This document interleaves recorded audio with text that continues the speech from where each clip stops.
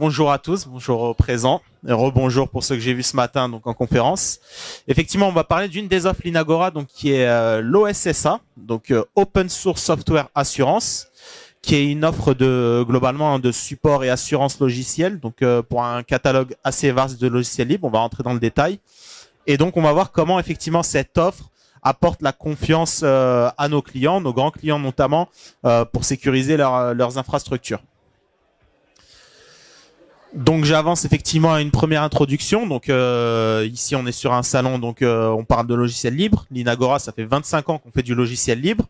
Mais il y a un point, c'est que le logiciel libre, c'est une opportunité. On l'a vu ce matin, une opportunité business, une opportunité économique, une opportunité au niveau de l'innovation.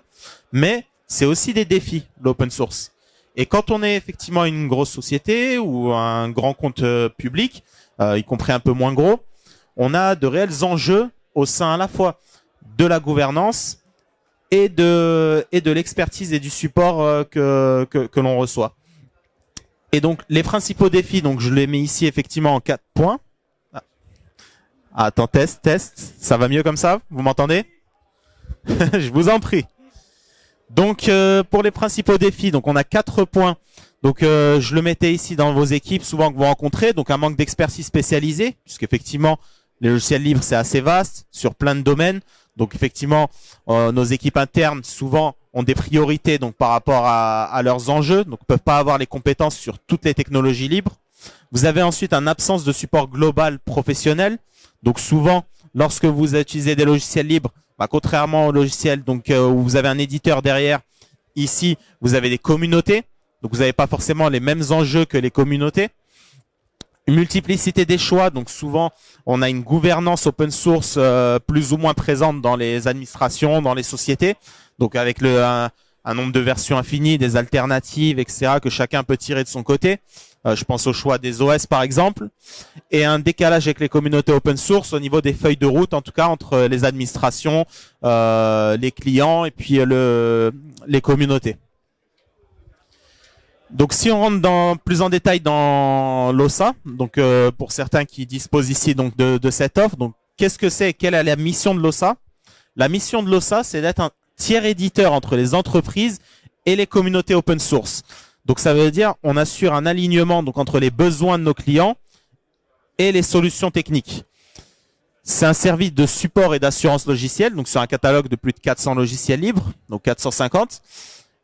Rôle de tiers éditeur et engagement de résultats. Donc on va y revenir effectivement sur les avantages de l'OSA, mais un des points, c'est l'engagement de résultats donc sur la correction et le reversement de patch. Et donc l'OSA, un des points ensuite derrière, c'est aussi la gouvernance et les choix technologiques, puisque à travers cette offre, c'est pas seulement du support, c'est pas seulement de la correction de bugs, c'est aussi de l'accompagnement à travers des veilles, à travers des études sur les choix technologiques de nos clients et les alternatives aux logiciels propriétaires ou les évolutions de modèles. Donc pourquoi l'OSA, pourquoi on parle d'OSA et pourquoi on dit que l'OSA donc surpasse les standards de marché volontairement, c'est qu'on a des engagements clés. Donc je commençais à revenir dans ces engagements. On a une partie donc résultat garanti. Donc là, Linagora arrive dans ces contrats et n'est pas engagé seulement à vous rappeler. Il est engagé aussi sur les correctifs, donc les solutions de contournement et les correctifs, donc solution finale. On a toute cette partie donc aussi traitement de sécurité. Donc ça, c'est un point très très important pour nos clients puisqu'on fait tout le suivi et le traitement des CVE. On va suivre les évolutions effectivement des logiciels. Et on va proposer donc des correctifs, que ce soit des correctifs en direct ou des alternatives. On va avoir une forte contribution communautaire à travers l'OSA, puisque quand vous avez du support chez nous, nos clients du support, on va des fois patcher pour eux donc des solutions, et on va toujours proposer le reversement de patch aux communautés. Donc c'est vraiment un enjeu fort pour l'OSA et pour Linagora pour enrichir, pour participer aux communautés à travers cette fiabilisation d'open source. Et enfin, un point très important au niveau de l'OSA, qu'on retrouve pas partout, c'est la gestion des versions end of life.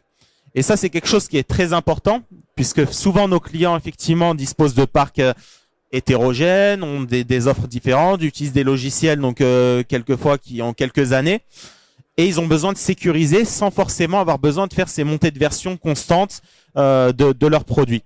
Et donc ça, au niveau de l'OSA, on sait gérer donc ce support des versions end of life chez nos clients. Vous avez quelques références effectivement en bas, donc autant des références point de vue général, avec les marchés dont on va reparler, donc marché support logiciel libre, que des références un peu plus précises sur nos produits ou alors sur des produits spécifiques comme la pile Big Data qu'on va retrouver chez deux banques notamment, donc présentes ici. Est-ce qu'il y a des questions? Est-ce qu'il y a des points? Est-ce que j'avance? Donc, un des premiers exemples que j'ai aussi évoqué ce matin, donc pour ceux qui étaient là ce matin, donc vous retrouvez effectivement ces slides, c'est le marché support logiciel libre. Donc ça, c'est un marché de l'État qu'a poussé l'État français pour avoir le support sur plus de 300 briques open source utilisées. Donc à la fois, vous le voyez ici, c'est les ministères, mais c'est aussi des agences donc gouvernementales, agences de santé ou notamment le CNRS ici qui est à côté de nous, donc qui disposent de ce support en engagement de résultats pour leur logiciel. Donc chaque ministère a ses propres logiciels, mais c'est dans un catalogue, avec une partie spécifique sur la partie OS, donc notamment Debian. Et donc, ils ont rationalisé et mutualisé leur support à travers ce marché. Et donc, l'Inagora est titulaire là depuis cette année de ce marché pour 4 ans. J'avance un autre exemple, donc c'est sur la partie bancaire. Vous savez que quand vous avez des grandes banques, elles sont régies par des lois. Et on leur demande notamment d'être conformes et d'avoir une sécurité de leurs composants. Donc, quand vous avez un éditeur derrière, c'est assez simple, puisque vous allez chercher du support chez l'éditeur. Mais quand vous utilisez des logiciels libres et un catalogue de logiciels libres, vous n'avez pas forcément derrière, je le répétais, donc un tiers éditeur. Et l'Inagora vient prendre ce rôle de tiers éditeur pour ces logiciels. Et donc, pour deux grandes banques notamment, ce qu'on fait, on supporte leur pile Big Data. Donc, vous voyez les différents composants majeurs donc de la pile HDP. Et donc, on va les accompagner sur le support, mais on va les accompagner aussi sur la montée en compétences donc autour du big data. On va les accompagner sur la partie CVE, traitement donc des points de sécurité, et tout ça toujours donc en engagement de résultats. Donc ça, c'est des exemples qu'on peut faire avec l'OSA. Ça peut être général sur un catalogue logiciel libre ou ça peut être spécifique sur des piles, des briques, des montages donc chez nos clients. Donc là, on retrouve, ça c'est un exemple de CNS donc qu'on propose. Donc comme je vous le disais, c'est pas seulement du rappel, c'est aussi de l'engagement sur de la solution de contournement qu'on peut aller faire en un jour ouvré, voire plus pour certains de nos clients sur des environnements très critiques. Et puis ensuite de la solution définitive, donc avec des procédures d'escalade, la reversement communautaire comme j'ai évoqué.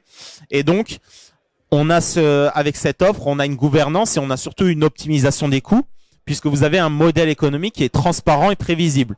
Vous avez votre ensemble logiciel libre, vous avez un prix au logiciel et un prix qui est défini effectivement et que vous pouvez calquer sur plusieurs années. Donc qui évolue pas en fonction des versions, qui évolue pas en fonction du nombre d'instances que vous pouvez avoir. Donc c'est vraiment un prix de support par rapport au logiciel. Voilà, et donc si on fait un wrap-up de ce que je viens d'évoquer, donc on peut parler effectivement de performance et fiabilité, puisque c'est ce qui est recherché, donc d'avoir cette sécurisation donc des logiciels libres. Vous avez un coût maîtrisé, donc ce qu'on vient de dire, une gouvernance simplifiée, puisqu'on va essayer d'aligner les choix technologiques qui sont faits chez vous. Donc je pense par exemple pour un de nos clients récemment, on a fait un atelier autour des OS. Vous avez vu tout ce qui se passe avec l'évolution de CentOS chez nos voisins, notamment 7.9. Et ben nous, on va venir proposer des alternatives comme Rocky Linux, comme Alma, mais on va essayer de regarder qu'est-ce que vous avez, qu'est-ce qu'on peut faire effectivement avec vous, comment on peut avoir du multi-OS, comment ça peut répondre aux besoins. Et donc ça, on le fait parce qu'on a aussi une expertise qui est reconnue, que ce soit dans le public ou le privé. Et donc avec cette interface aussi avec les communautés qu'on peut avoir derrière, donc autant sur le pan des OS, le pan des bases de données, etc. Voilà pourquoi on parle aujourd'hui de performance, de contrat de confiance pour l'offre OSA, donc autour de logiciels libres. Merci de votre attention et bonne fin de journée.